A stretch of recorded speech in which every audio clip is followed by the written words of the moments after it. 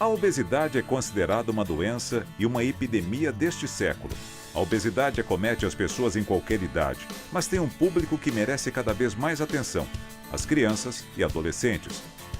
Neste educativo, portanto, vamos abordar a obesidade infantil, ver os riscos que ela pode causar à saúde, ver o que podemos fazer para prevenir e tratar a obesidade infantil. Obesidade é um termo que significa aumento de peso com relação ao que é previsto para a estatura do indivíduo.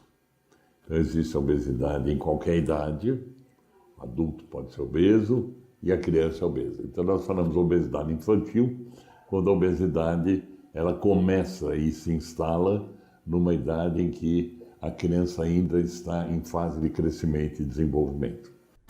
Segundo dados da OMS, Organização Mundial da Saúde, cerca de 90 milhões de crianças entre 5 e 19 anos estão obesas no mundo. No Brasil, segundo dados do Ministério da Saúde, estima-se que 13% dos meninos e 10% das meninas entre 5 e 19 anos sofrem com obesidade ou sobrepeso. Estes números transformam a obesidade infantil em um sério problema de saúde pública. Então, é um problema de saúde pública e se diz muito que essas crianças têm uma chance de morrer mais cedo do que os seus pais. Então, isso é um problema de saúde, não só do ponto de vista psiquiátrico e psicológico, mas também do ponto de vista clínico. É uma bomba relógio. Vamos esclarecer o que é sobrepeso e quando a criança pode ser considerada obesa. Essa avaliação é feita pelo pediatra através de tabelas específicas, onde o peso é avaliado de acordo com sua altura. Considera-se sobrepeso quando é importante a gente ter presente o seguinte: para cada idade existem tabelas, existem gráficos, e o melhor que existe para criança até 5 anos é da Organização Mundial de Saúde, e existem outros que nos dizem qual é o normal de peso e de altura para cada idade. Normalmente, um indivíduo normal deve ter um peso adequado para a sua estatura. Quando esse peso ultrapassa 10% daquilo que se espera, nós falamos sobrepeso. Acima disso, nós falamos obesidade. Tem uns 3 meses, né, que eu falei assim, não, ela tá engordando, eu percebi que ela tá engordando. Aí eu marquei o pediatra, levei, ela pediu os exames, né, e a Sofia tá com 1,43 m, 52 quilos, né, eu achei isso um absurdo. Ela passou uma dieta pra Sofia e a gente estamos seguindo essa dieta. A obesidade também pode acometer bebês, principalmente após o desmame, quando os pais introduzem novos alimentos. A obesidade ela pode acontecer em bebês. Porque se eu encaro a obesidade como um excesso de gordura, veja bem, a obesidade ela não é excesso de peso, de massa corporal. Ela é identificada como um excesso de gordura. Então aí nós começamos a entender que a massa do indivíduo, peso, ele é composto por vários componentes. Um deles é a gordura. O bebê que mama exclusivamente o leite materno, mesmo que ele seja identificado como acima do peso, nada deve ser feito, porque a composição desse peso não é ruim, é boa para o bebê, né? O bebê ele tem uma outra composição corporal. O que é a composição corporal? É a massa, o peso, composto pelo esqueleto, pelos órgãos, pelo tecido adiposo, que no bebê muda muito. Os bebês nascem com muita porcentagem de água, muito diferente já da criança mais crescida. Então, o bebê que tem um aleitamento materno, nada deve ser feito. Ele não deve fazer nunca uma restrição de calorias por causa de peso, tá? O que deve ser identificado é aquele bebê maiorzinho, de 8, 9, 10 meses, que já iniciou a alimentação, se ele já vinha com esse peso, se ele teve um peso aumentado no último mês e o que ocorreu na alimentação da criança. Houve a introdução de novos alimentos? O que foi introduzido na alimentação desse bebê para ele ter ganho peso? Então, deve ser interpretada desde quando ele nasceu. O mais importante disso é termos uma linha do tempo para a criança. A criança deve ser sempre avaliada o antes e o agora, para você ter uma referência de qual é o padrão daquela criança. E um alerta sobre alimentação através de fórmulas infantis. Então, crianças que estão recebendo fórmula em mamadeira, onde o volume é muito mais regulado por quem dá a mamadeira do que pela própria vontade da criança, eles podem começar desde cedo a apresentar um excesso de peso, o que é uma situação que o pediatra deve prestar muita atenção para evitar que isso aconteça. Quando nós falamos em obesidade, é muito importante saber que a obesidade é uma situação de difícil tratamento. Sendo de tratamento difícil, a melhor coisa que o médico pode fazer com relação à obesidade é prevenir para que ela não aconteça. Então isso nessas crianças que não estão em aleitamento materno deve ser uma preocupação do pediatra. E não se esqueça, o cuidado com a alimentação começa ao nascer. O aleitamento materno deve ser exclusivo até os 6 meses de idade e de maneira complementar até os 2 anos. A obesidade é um distúrbio do metabolismo energético que leva a um excessivo ganho de gordura corporal e tem influência de vários fatores. A obesidade pode ser definida como uma doença que tem um fator familiar, tem um fator genético, sendo que ele vai se expressar no meio ambiente na dependência da alimentação e da atividade física. Então, os principais fatores são exatamente o fator genético, a atividade física deficiente ou mal praticada ou não praticada e a alimentação inadequada. Existem também outras causas que podem estar associadas à obesidade. Existem outras causas já identificadas, como a saúde intestinal, que é um termo que a gente chama de microbiota. Além da microbiota, temos também os padrões de sono das crianças, que ao longo das últimas décadas também têm mudado. Por quê?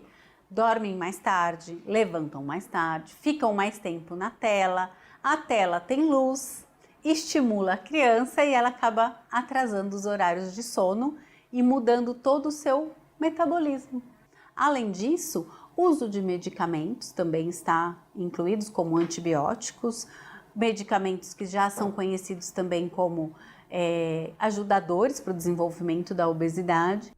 De todas as causas da obesidade infantil, pode-se dizer que o estilo de vida é o principal fator. Hoje as crianças fazem pouca atividade física e gastam mais tempo com jogos e telas eletrônicas. O estilo de vida contribui muito para o desenvolvimento da obesidade infantil. Em São Paulo foi feita uma pesquisa bem recentemente. A média de tempo que uma criança de 5 anos permanece em frente a alguma tela é de 5 horas por dia. O uso de telas, que tanto faz se você estiver falando de TV, de videogame, de smartphone, de tablets, etc., o uso de telas está associado com o aumento do sedentarismo e com o aumento da obesidade infantil. Então, uma das coisas que a gente tenta fazer é limitar o tempo de frente às telas, especialmente em atividades lúdicas. Quer dizer, a gente sabe que muitas escolas já estão utilizando tecnologia como parte do material escolar. Então não dá para você evitar isso durante a aula, mas a gente tenta diminuir o número de horas na frente dessas telas. Vale um alerta: pais obesos têm chance maior de ter filhos obesos. Pai e mãe obesos dá uma chance de 80% de filho obeso. Um dos pais obesos dá uma chance de 40%. De modo que isso mostra muito bem a influência do genético na obesidade.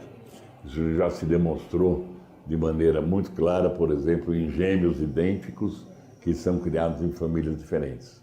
Os dois tendem a ter a mesma condição de obesidade, independente da condição da família que os está criando. A obesidade infantil pode acarretar diversas doenças crônicas que, na maioria das vezes, aparecem principalmente na vida adulta, tais como hipertensão, diabetes, problemas vasculares e circulatórios, doenças no fígado, entre outras. Na infância, a obesidade infantil também pode causar alguns problemas. A gente fez os exames, né, peguei o resultado e o colesterol deu alterado.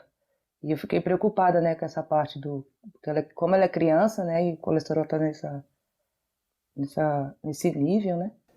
Na criança especificamente, a criança obesa, ela tem problemas dermatológicos, porque o excesso de pele friccionando, que pode levar ao aparecimento de lesões dermatológicas, e ela pode ter problemas ortopédicos, em função do excesso de peso num esqueleto que ainda não está plenamente formado. Além desses, a criança pode ter problemas emocionais e sofrer bullying. É muito interessante a gente pensar nas consequências negativas psicológicas da obesidade. Desde há muito tempo atrás, quer dizer, isso não é uma coisa recente, existem estudos mostrando que as crianças com obesidade são as últimas a serem escolhidas para participar de jogos, de brincadeiras, de festas, enfim. As crianças com obesidade são historicamente excluídas do convívio dos amigos na escola e tudo mais. Então, as consequências da obesidade para a criança são bullying, isolamento social, quadros depressivos e ansiosos. Está havendo um aumento da incidência desses quadros na população infantil e também está havendo um aumento do índice de suicídio nas populações mais jovens. Então, isso é uma coisa bem importante. Há idades em que ocorre um pico de obesidade, no final do primeiro ano de vida, e em períodos onde o crescimento se dá de forma mais lenta, por volta dos 3 ou 4 anos, na pré-puberdade, início da adolescência. Por isso, sempre é importante a família ter o acompanhamento de um pediatra nestas fases. A obesidade é uma doença que pode e deve ser tratada para evitar futuros problemas de saúde. Vamos ver como pode ser tratada a obesidade infantil. Quando se detecta que uma criança é obesa, já está com a obesidade instalada, há uma série de passos que devem ser dados. Primeiro, um apoio emocional para que essa criança entenda a necessidade de mudança do seu hábito alimentar. Mudar o hábito alimentar paulatinamente, adequando a quantidade de calorias àquilo que é desejado. Aproveitar o fato de que a criança, crescendo em estatura, ela vai adequar o peso mais facilmente à sua estatura. Então, não obrigatoriamente fazer a criança perder peso, mas sim ter uma visão inicial no sentido de manutenção do peso. Em crianças, o uso de medicamentos no sentido de tratar a obesidade, seja medicamentos que diminuem o apetite ou que dificultam a absorção de gordura, não tem nenhuma indicação. E o tratamento cirúrgico só depois da adolescência, numa fase em que o crescimento praticamente já terminou.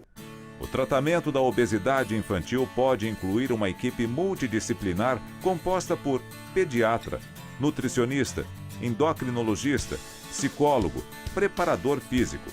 Um dos pilares do tratamento da obesidade infantil é a alimentação.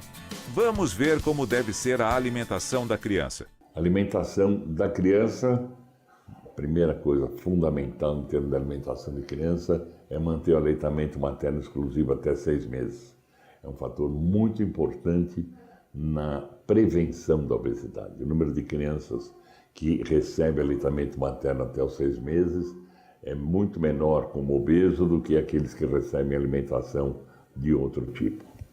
E a partir daí, cabe ao pediatra e ao nutricionista, mas basicamente ao pediatra, que é quem acompanha mais de perto, o acompanhamento do crescimento da criança, fazendo aquilo que a gente já falou, de adequação do peso para a altura. Mantendo sempre uma alimentação variada, saudável, de preferência com produtos mais naturais possível, evitar a introdução de açúcar no início da vida, fazer uma alimentação com pouco sal, nenhum sal no primeiro ano de vida na alimentação da criança, para que ela se habitue a uma comida com pouco sal e possa fazer prevenção de hipertensão e evitar principalmente os alimentos processados e multiprocessados. A alimentação da criança deve ser variada e equilibrada em todas as fases, de acordo com seu crescimento e desenvolvimento. O primeiro ponto muito simples que a gente pode encarar, que é fácil de memorizar e muito fácil de aplicar, é que no prato da criança você precisa ter no mínimo 4 cores, de 4 a 5. pelo menos. Então, se nós trabalharmos com 4 cores, você tem uma variedade média, com 5 cores você tem uma variedade ótima. Então, é fácil a gente pensar que você vai ter ali variedade, você vai ter sempre a presença de um vegetal, sempre. Sempre a presença de um alimento energético que ofereça energia, que muitos chamam também de carboidratos ou cereais, a presença de um alimento que ofereça, na sua predominância, a proteína. Todo mundo conhece sobre isso, sobre as carnes, sobre os ovos, pode ser qualquer tipo de fonte de carne. E ali 2 vegetais, de escolha da família, o que tiver mais barato, o que tiver disponível no mercado, o que tiver na feira, no mercado. Não se preocupar muito com o detalhe, se preocupar mais com favorecer que este prato colorido, variado, com alimentos frescos, com pelo menos 2 vegetais, um carboidrato, uns cereais que é a fonte de energia e uma proteína, chegue até a criança. Na prática, nós vemos que o prato das crianças só tem uma cor, o branco ou o amarelo. Pode parecer simples para alguns, mas lidar adequadamente com a alimentação não é tarefa fácil e, em muitas vezes, é necessário que a família procure a ajuda de um nutricionista para auxiliar na composição do cardápio da criança e da própria família. O tratamento da obesidade infantil, ele sempre vai provocar mudanças na alimentação, não só da criança, da família. O profissional que está apto para fazer essas mudanças de forma correta, equilibrada, é o nutricionista. Porque ele não vai tirar o que a criança precisa, ele vai saber equilibrar, orientar os pais a substituir alimentos que, por um lado, garantam a nutrição da criança, os nutrientes que ela não pode ficar sem, e um equilíbrio para não exceder as calorias dessa criança. Se você pegar uma informação equivocada, uma informação sem orientação, você pode até danificar o crescimento dessa criança. E não podemos esquecer que a influência familiar é muito importante na construção do hábito alimentar infantil. Uma coisa importante da gente falar é que os filhos vão copiar os hábitos dos pais. Então, a primeira coisa que a gente tem que orientar quando a gente está abordando um paciente ou uma criança com obesidade é modificar ou tentar modificar o hábito da família. Não é raro a gente estar no ambulatório de obesidade e a gente vê um dos parentes levando salgadinho em pacotinho de plástico para a criança comer enquanto espera para ser atendida para tratar a obesidade. Então essas coisas têm que ser modificadas, o exemplo tem que vir de casa e, além disso, os pais têm que oferecer comidas menos industrializadas e limitar o acesso às comidas muito industrializadas. No que se refere à alimentação, não podemos esquecer da importância da hidratação através da água. Além da alimentação das crianças, o que faz parte da nutrição infantil é a ingestão de líquidos. E o líquido mais importante para a criança é a água. A alimentação é uma hora importante de nosso dia a dia e não devemos nos distrair nesse momento. Veja algumas dicas que podem auxiliar na hora da refeição. A refeição deve ser feita à mesa, em local tranquilo, de preferência com a família. Evitar ligar televisão, utilizar smartphones e jogos eletrônicos. Recomenda-se fracionar a alimentação em porções menores. Em geral, o obeso come muito depressa e, assim, ingere mais do que deve. O tamanho do prato não deve ser determinado pelo pai nem pela mãe. E também proibir a criança sair da mesa enquanto não limpar o prato é uma agressão alimentar. A atividade física é uma grande aliada do tratamento da obesidade infantil, pois aumenta o gasto energético e desenvolve o hábito de lazer, fazendo com que a criança, na fase adulta, tenha um estilo de vida mais saudável. A atividade física faz parte obrigatória de uma boa saúde ambiental, de uma boa saúde alimentar, de uma boa saúde familiar. Evidentemente, a atividade física de um adolescente ou adulto é diferente da atividade física de uma criança.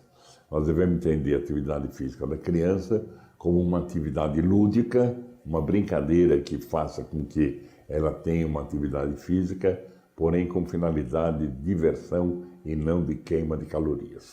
E atenção!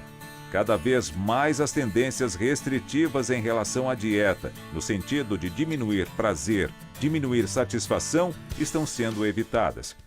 Crianças e adolescentes podem e devem comer de tudo, porque o equilíbrio é muito importante. As crianças e os adolescentes devem fugir das dietas da moda, fugir das restrições proibitivas. O que deve ser ensinado para eles é um conceito de moderação. É um conceito de eu posso tudo, mas eu não posso quanto, sem limite, e eu não posso todos os dias. Então, desde os doces de festa, porque se eu proíbo, eu gero um comportamento não saudável. Apesar de não ter proibição nas dietas, e sim moderação, existem alguns tipos de alimentos que devem ser evitados ou consumidos em menor quantidade. O que se preconiza em termos de alimentação infantil é a não utilização de açúcar como complemento ou como adoçante em alimentos. Evidentemente, a criança vai comer carboidrato na medida que ela ingere alimentos que contêm carboidrato, porém a não utilização de açúcar e a não colocação de sal na alimentação da criança. Isso deve ser seguido também pela família. Ter uma pequena quantidade de sal no alimento para que quando a criança passe a ter a alimentação da família, ela não passe a ter um hábito inadequado com relação a isso. Então, essas são as coisas que devem ser limitadas para a criança. Como vimos, a obesidade infantil é um sério problema que pode e deve ser evitado. A informação e educação são grandes aliados. Procure obter mais informações no núcleo de saúde de sua cidade. Mas aproveite e já anote algumas dicas. SBP, Sociedade Brasileira de Pediatria, site sbp.com.br. SPSP, Sociedade de Pediatria de São Paulo, site spsp.org.br. SBAN, Sociedade Brasileira de Alimentação e Nutrição, site sban.org.br. ABESO, Associação Brasileira para o Estudo da Obesidade e da Síndrome Metabólica, site abeso.org.br. Ambulatório de Obesidade Infantil da Escola Paulista de Medicina da Universidade Federal de São Paulo, através do sistema CROSS, site cross.saude.sp.gov.br. Ambulatório de Endocrinologia Infantil do Instituto da Criança do Hospital das Clínicas da Faculdade de Medicina da Universidade de São Paulo, através do sistema CROSS, site cross.saude.sp.gov.br. A escola também tem um papel de destaque na prevenção e no combate à obesidade infantil, pois deve contribuir na formação de hábitos saudáveis de vida. É importante que a escola saiba como está o perfil nutricional do seu público para direcionar as atividades de educação nutricional e para elaborar o cardápio que será oferecido para as crianças. Não só as crianças que têm desvio nutricional, seja para baixo peso ou para sobrepeso e obesidade, têm que comer adequadamente. Aquelas que estão eutróficas, ou seja, com peso adequado, também têm que comer. Só que a gente direciona uma atenção especial para aquelas crianças que têm um desvio nutricional. Educação nutricional alimentar na primeira infância, no momento da infância escolar, é muito importante porque a criança desenvolve bons hábitos alimentares. Muitas das vezes esses hábitos alimentares já estão formados pela família e é muito difícil você mudar o costume da família, porque já está formado.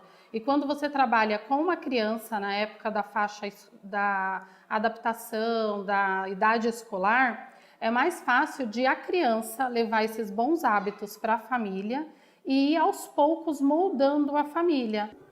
Com certeza a escola pode, eu diria, a escola deve ajudar em termos de obesidade infantil. É uma situação que, para aqueles que trabalham em nutrição, no meu caso especialmente, me choca muito saber que as crianças perdem ou gastam um tempo grande aprendendo hinos de letras de hinos que não vão cantar nunca e não tem uma aula de educação nutricional.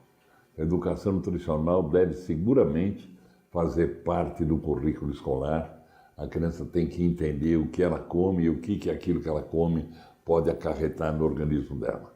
É uma situação que, com certeza, deve fazer parte da educação infantil. E a outra questão, onde as escolas devem ter uma participação grande, é naquilo que elas proporcionam para o aluno na cantina ou nas refeições que eles fazem na escola. Então, isso tudo deve ser controlado e fazer com que a oferta desses alimentos obedeça a todos os critérios de mais saudável e de menos perigoso para a criança.